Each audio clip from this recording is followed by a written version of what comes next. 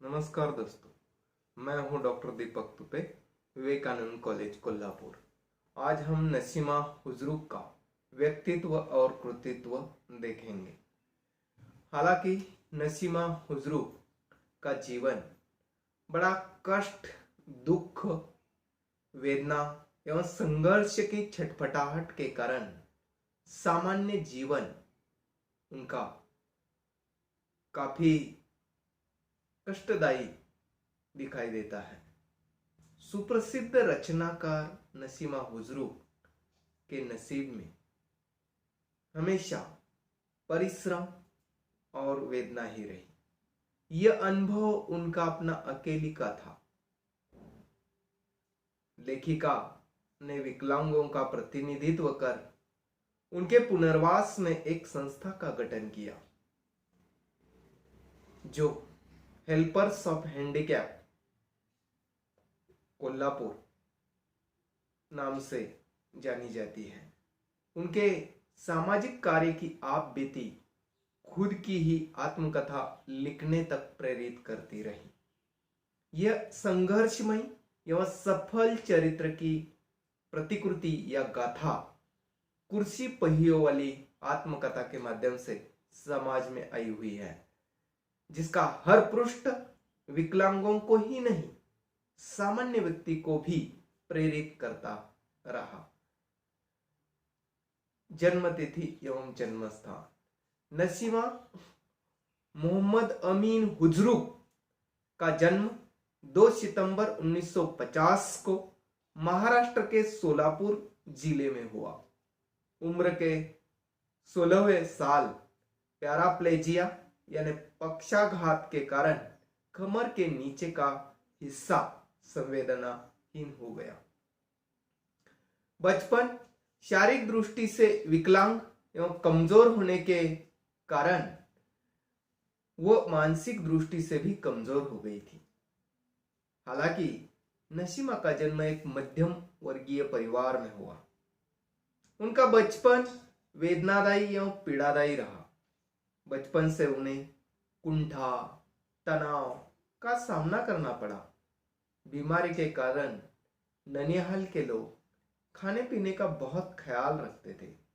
राहिला मौसी से बचपन में वे कपड़ों की कढ़ाई, बुनाई या अन्य काम सीखती रही। शिक्षा दीक्षा। प्रारंभिक शिक्षा नांदेड़ किले के पास वाली पाठशाला में हुई। जयसिंहपुर स्कूल में 5वीं और 6ठी कक्षा की शिक्षा पूरी की। दूसरों पर निर्भर रहने वाली नसीमा दीदी अपने पिता के मार्गदर्शन से उन्हें साहस जरूर मिला, मगर उनका साथ उन्हें ज्यादा दिन तक उनके नसीब में नहीं रहा। पक्षाघात या पैराप्लेजिया बीमारी से पीड़ित बाबू का दीवान से प्रेरित होकर उन्होंने अपनी शिक्षा दोबारा शुरू कर दी। उन्होंने गोखले कॉलेज कोल्हापुर से अर्थशास्त्र विषय में बीए किया। जब वह 9वीं कक्षा में थी तब वह पीठ दर्द की शिकार हो गई। ऐसी हालत में उन्होंने जैसे तैसे 11वीं की परीक्षा दे दी। एसएससी में कम अंक मिलने और बीमारी के कारण डॉक्टर बनने का उनका सपना आज भी अधूरा रहा। डॉक्टर ने साइंस संकाय में प्रवेश लेने से उन्हें मना कर दिया, इसलिए मजबूरन उन्हें राजाराम कॉलेज कोल्हापुर के कला संकाय में प्रवेश लेना पड़ा। परिवार। नसीमा दीदी के परिवार में अम्मी अब्बा के साथ साथ उनके भाई बहन रहते हैं। बड़ा भाई 2.5 साल का था तब पहली अम्मी अल्लाह को प्यारी हो गई। 3 लड़कियां और 1 लड़की की परवरिश करने हेतु पिता अब्बा ने दूसरी शादी कर ली। परिवार में कुल 5 बच्चे थे, मगर अपनापन और प्यार का माहौल परिवार में था। उसकी मां का नाम हलिम्बी है। बड़ी बहन रहना गोरी चिट्टी, कदकाठी से मजबूत, लड़ाकू और बोलचाल में साहसी और पढ़ाई में अव्वल रहने वाली रहती है। पिताजी अब्बाजान केंद्रीय आबकारी विभाग में सुपरिटेंडेंट थे। उनकी एक बहन का नाम जयबुन है और सबसे छोटी बहन का नाम कौसर है।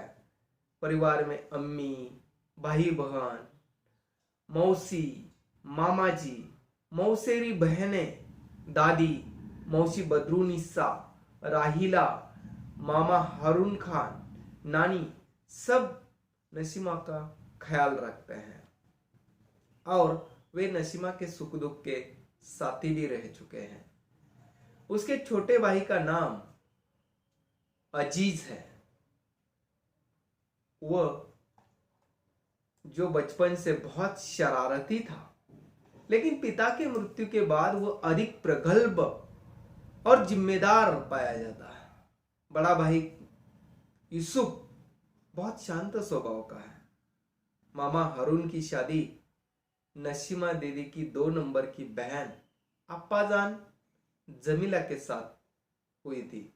रहना के पति का नाम एतबार खान है। भाई अजीज की शादी 19-20 साल की सलोनी इरशाद से हुई, जो आज हेल्पर्स में काफी मदद कर रही है। नौकरी नसीमा दीदी ने केंद्रीय आबकारी विभाग में नौकरी कर स्व इच्छा से अवकाश ग्रहण किया।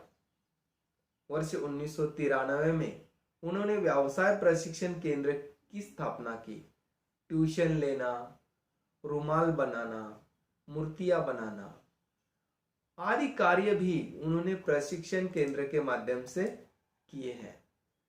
प्रेरणा नसीमा को Henry Viscardi give us the tools के हेलन केयर से प्रेरणा मिली है।